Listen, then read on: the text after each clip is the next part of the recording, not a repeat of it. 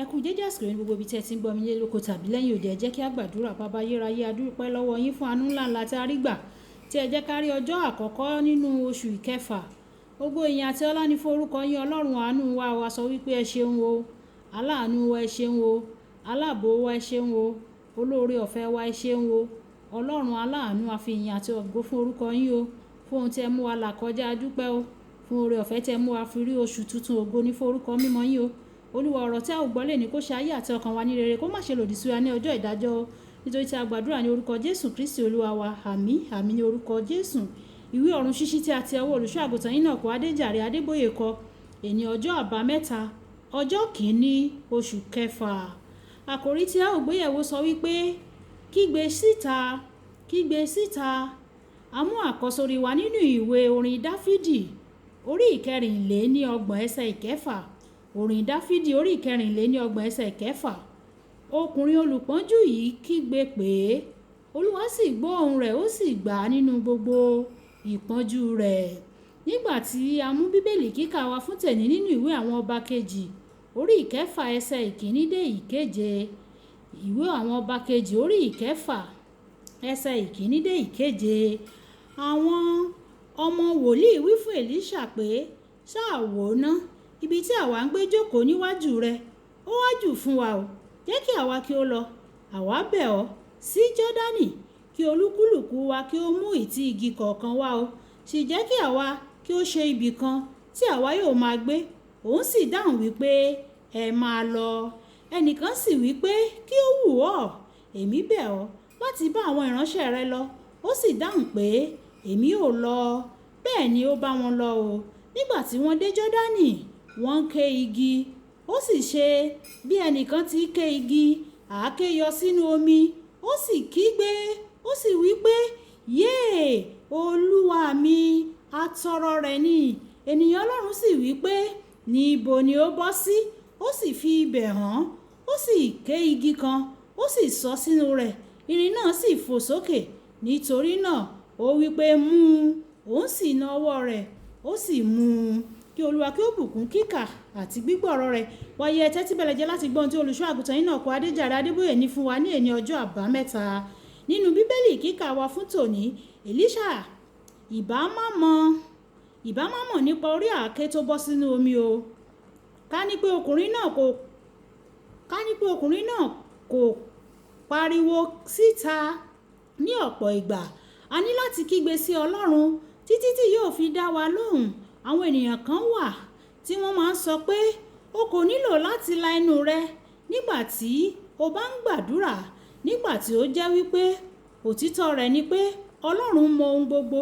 Kódà kí o tó kígbe, bí o ti kà á nínú bíbélì, ìwọ yóò rí ọ̀pọ̀ àwọn àkàwé ibi tí àwọn ènìyàn ti kígbe sí Ọlọ́run.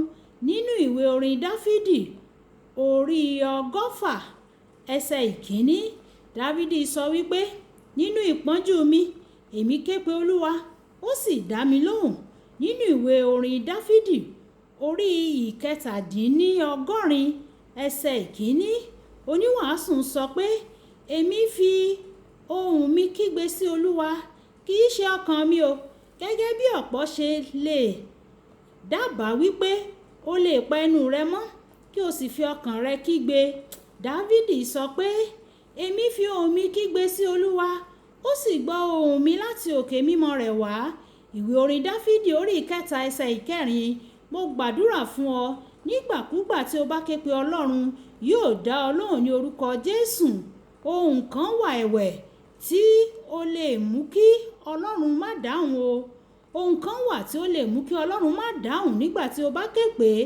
Èyí ni ẹ̀ṣẹ̀. Bíbélì sọ pé bí àwa bá gba ẹ̀ṣẹ̀ láàyè nínú ọkàn wa, Ọlọ́run kì yóò gbọ́ ohùn wa o. Ìwé orin Dáfídì orí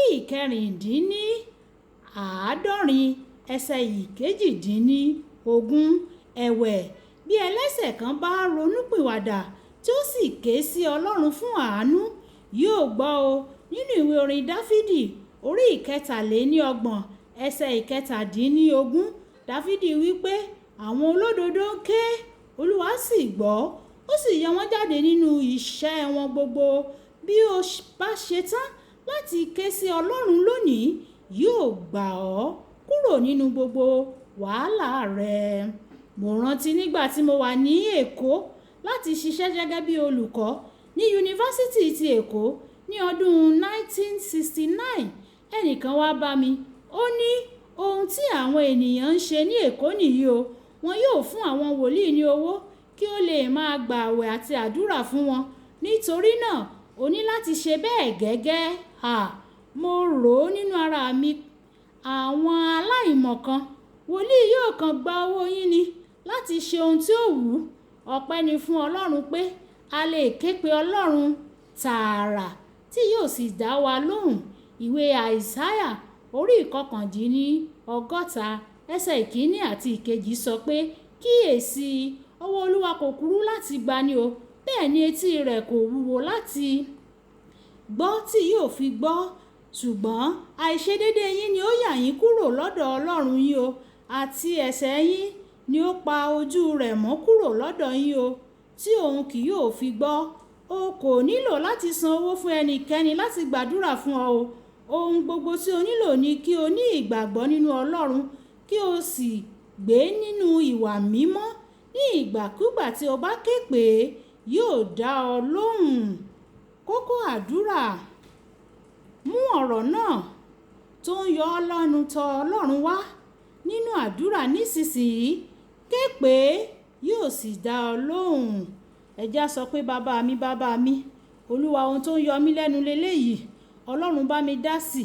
Olúwa bá mi wá ojútùú sí ìṣòro yìí. Ìdààmú tí ó dúró tì mí lọ́rùn yìí, Olúwa bá mi mú kúrò. Àwọn ohun ìlàkọjá mi yìí, Olúwa ṣàánú fún mi, kí o fi àánú yọ mí jáde. Nítorí ìwé mímọ́ sọ wípé olódodo ké pe Ọlọ́run, pé Ọlọ́run gbọ́.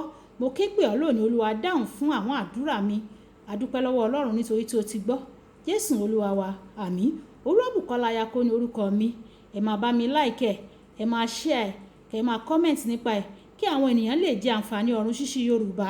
Kí Olúwa kó bùkún fún yín. Ìpàdé wa bí oyin ó dàbọ̀.